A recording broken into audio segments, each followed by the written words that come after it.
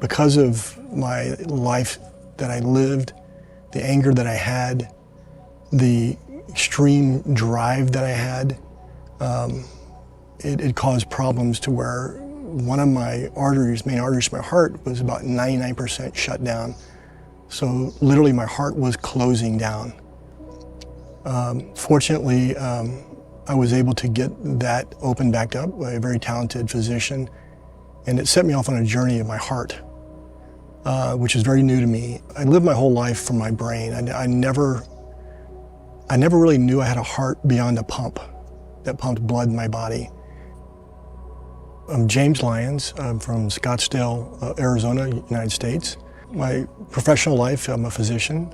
Came to the first 2 weeks of tapas back in July, and I didn't really want to come, but my life had led me to a point where I really needed to come. I had a laundry list a mile long why I shouldn't come, and thankful for a few people, including a few dasas, who let me know this was the right place for me, and it was the absolute right place for me to go.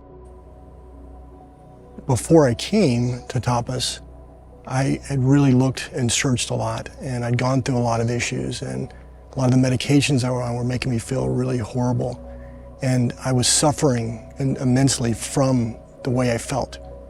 And even though I'm a physician, I never really understood that you can separate the problem from the suffering.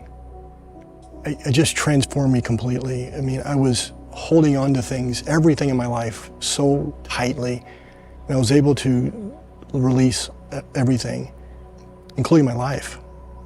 And by doing so, it didn't make sense at the time, but all of a sudden I became more connected than I've ever been to my family on the other side of the world, my friends, my life, my job. I became connected.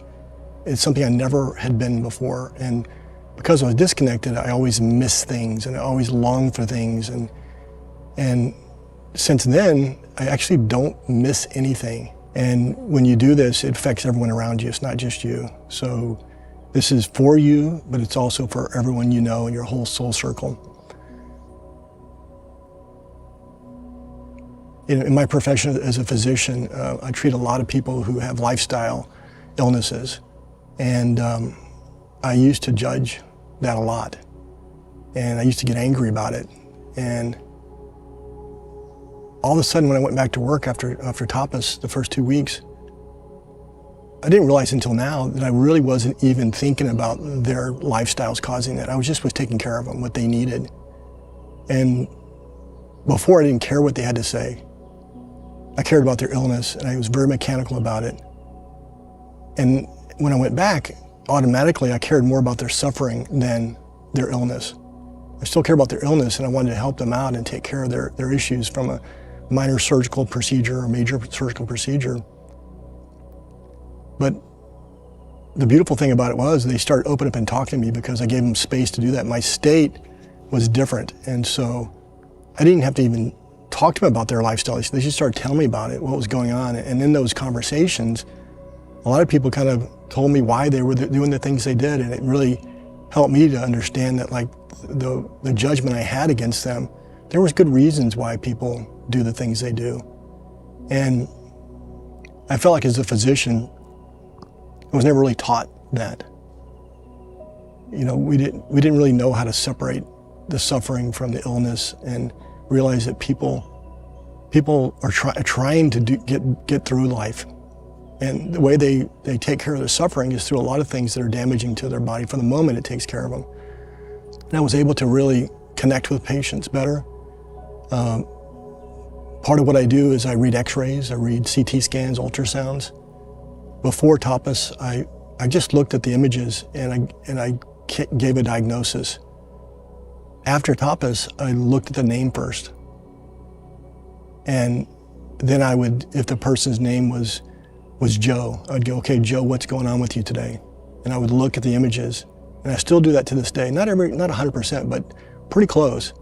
And that's how I read every x-ray now, which is very different than before. I was just flying through the list, trying to get through the work, and didn't really connect. And so Because I know now that connection's not just because we're standing next to each other or I'm looking at you. I know now that it's a much broader connection, and we can all connect. And once you know how to do that and feel like that through these lessons you learn here, it comes pretty natural.